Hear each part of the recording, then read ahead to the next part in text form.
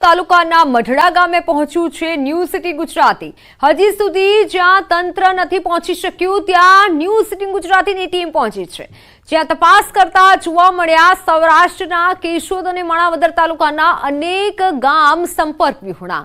એક ગામથી અન્ય ગામ જવા તરફના રસ્તા પર પાણી ભરાયેલા જોવા મળ્યા।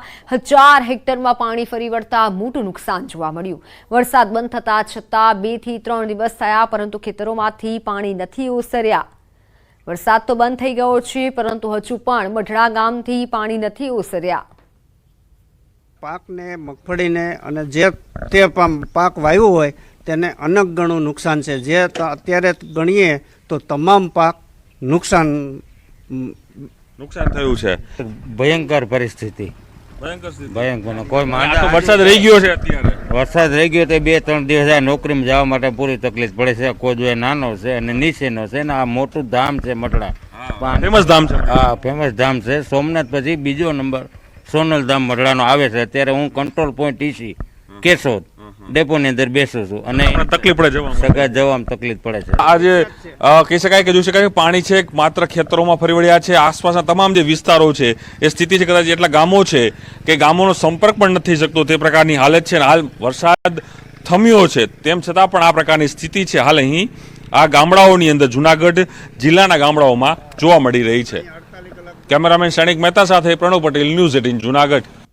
પર પૂરમાં કાર તણાઈ હતી। 3 કલાક સુધી પૂરમાં ફસાયેલા લોકો, બંને યુવાનો ફસાયા હતા। સ્થાનિક યુવાનો અને પોલીસે દિલધડક રેસ્ક્યુ કર્યું। કુદરતના પ્રકોપ સામે ઝઝુમનાર 2 યુવાન, ભયાનક પૂરમાં તણાયેલા યુવાનોએ 3 કલાકની પોતાની કહાની વર્ણવી।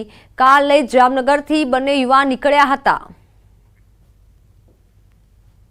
જામનગર દ્વારકા હાઈવે ઉપર જે બેડ ગામનું પાટિયું છે કે જ્યાં 2 જેટલા યુવાનો કે જે સ્વિફ્ટ કારની અંદર ફસાયા હતા, પાણીના ધસમસતા પ્રવાહની અંદર ફસાયા હતા અને જેમનું બચાવ કાર્ય સફળ થયું છે। આપણે તેમની સાથે જ વાતચીત કરીશું કે આખરે તે ક્ષણ કેવી હતી, તે કલાકો કેવા હતા। ટોલનાકાથી અમે પાછા જામનગર બાજુ વળતા હતા, ત્યાં પાણીનો પ્રવાહ ચાલુ હતો એટલે અમે પહેલા તો ગાડી ઊભી રાખી દીધી, પછી બધી 4 વ્હીલ ને એ બધું નીકળતું હતું એટલે આપણે ગાડી એ તરફ જામનગર બાજુ ચાલુ કરી અને આગળ જતા અધવચ્ચે પાછળથી એક ટ્રકનો ને આવતો હતો, એનું જે પાણીનો પ્રવાહ જે આવ્યો ને એમાં અમારી ગાડી તણાઈને થોડીક ખાડામાં આવી ગઈ।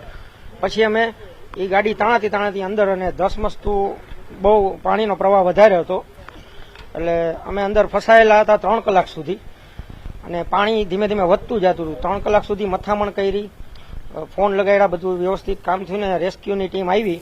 સ્થાનિક તરવૈયાએ અધાક મહેનત કરીને અમને બેનો જીવ બચાવ્યો છે। જ્યાં અમે બહાર નીકળતા હતા ત્યારે પાણીનો પ્રવાહ અતિશય વધી ગયો હતો કે છેલ્લી 4 મિનિટ તો અમે બહુ મુશ્કેલીમાં મુકાઈ ગયા હતા। પછી 2 જણા બીજા ગાડીમાંથી ઉતર્યા અમને આ બાદ બચાવી લીધા બેયને। એટલે આ તમામ સભ્યોનો અમે ખૂબ ખૂબ આભાર માનીએ છીએ। કાર જે પ્રમાણે તણાઈ છે, એક સમય માટે ભગવાન યાદ આવી ગયો હતો કે ખરેખર આજે હવે નહીં બચી શકાય એવું લાગતું હતું કે નહીં બચી શકાય। ભાઈને થોડુંક પાણી પી ગયા ને એના હિસાબે થોડુંક મને કન્ફ્યુઝન થઈ ગયું, કેમ કે એ થોડીક હિંમત હારી ગયા હતા, એના હિસાબે જરાક વજનથી ને જોર દઈને ખેંચવું પડ્યું। થોડાક ઘૂંટણ ઘસાઈ ગયા અને પગમાં થોડી ઈજા થઈ પણ પહોંચી ગયા। બંને યુવાનોને હેમખેમ બચાવી લેવામાં આવ્યા છે। અંકિત પોપટ, ન્યૂઝ 18 ગુજરાતી, જામનગર।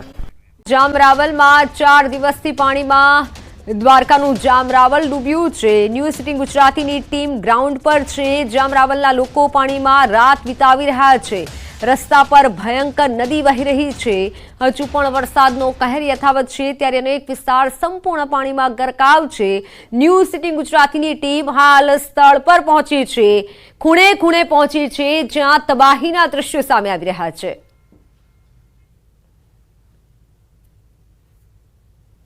દ્વારકા જિલ્લાના જામરાવલની આ પરિસ્થિતિ જોઈને આપને વિચાર થશે કે આ લોકો કેવી રીતે જીવતા હશે।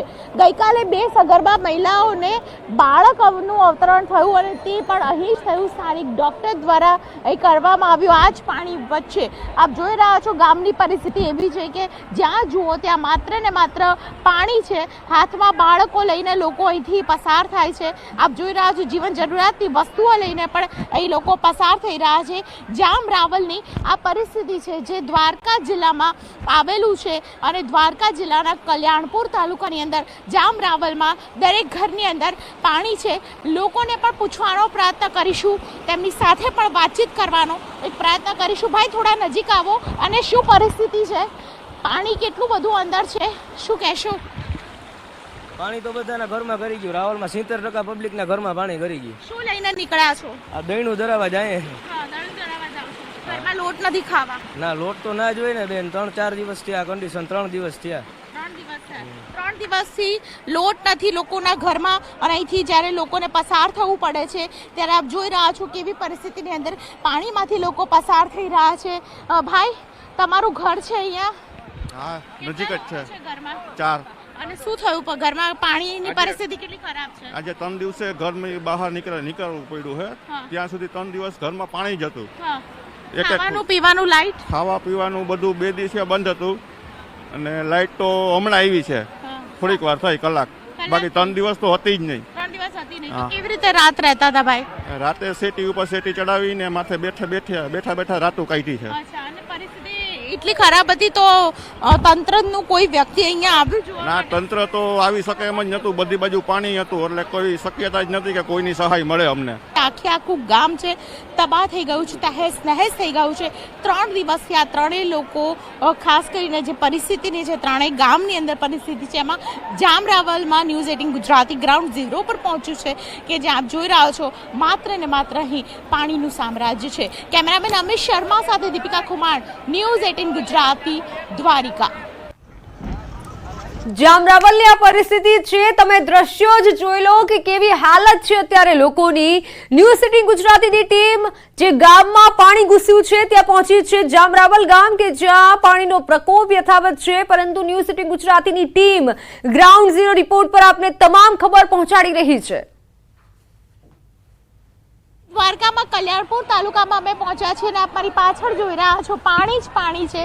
આ જામ રાવલ ગામના દ્રશ્યો છે કે જામ રાવલ ગામની અંદર ઘણા અર્થમાં જે પાણી ભરાયું છે તેને કારણે લોકો કેટલા પરેશાન છે. આખું ગામ છે તે પાણીમાં ડૂબી ગયું છે અને તેને કારણે ગામના દરેક ઘરની અંદર પાણી જ પાણી છવાઈ ગયું છે. કેટલા દિવસથી આમ પાણીમાં છો ભાઈ? 3-4 દિવસ ઘરમાં ઘોટણ પાણી છે. ઘરમાં પાણી છે. હા, તાવ આવ્યો છે બાળકને? હા, શરદી ઉધરસ ને તાવ આવ્યો છે. આ મેડિકલ સુવિધા માટે આ લોકો પાણીમાં ચાલીને જઈ રહ્યા છે. નાનું બાળક છે જેને છેલ્લા 3 દિવસથી પાણીમાં રહેવાને કારણે શરદી ઉધરસ ને તાવ છે. આ પરિસ્થિતિ ગામની છે.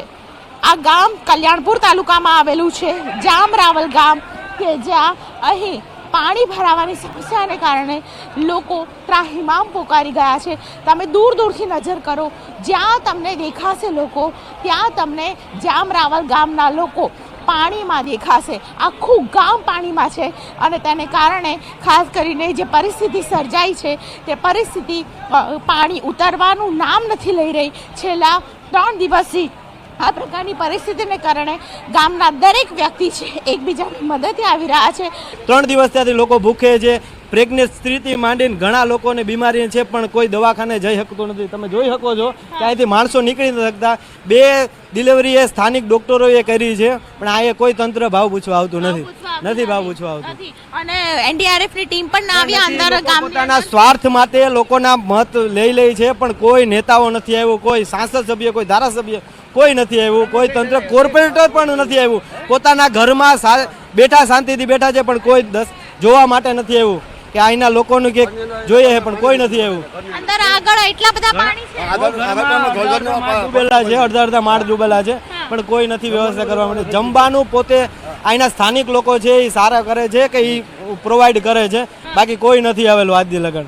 હા, પોતાના ઘરમાં એસી આરામથી કરે છે પણ કોઈ નેતાઓ નથી આજ દી લગન આવ્યું. ખાસ કરીને બહુ રાવલની દશા બહુ ખરાબ છે. લાખોનો માલ નુકસાન આવેલો છે. ન્યૂઝ 18 ગુજરાતી ગ્રાઉન્ડ ઝીરો પર પહોંચ્યું છે કે જ્યાં પરિસ્થિતિ એ પ્રકારની છે અમે ઊભા પણ ન રહી શકીએ એટલું પાણી છે. એટલે 3 દિવસથી આ લોકો આટલા પાણીમાં ફોર્સ વચ્ચે કેવી રીતે રહેતા હશે, કારણ કે પાણી છે તે સીધું ધક્કો મારી રહ્યું છે તમને આગળ ધકડવા માટે અને ધીમે ધીમે પાણી એટલું બધું વધી ગયું છે એ પરિસ્થિતિ ખૂબ જ ખરાબ છે.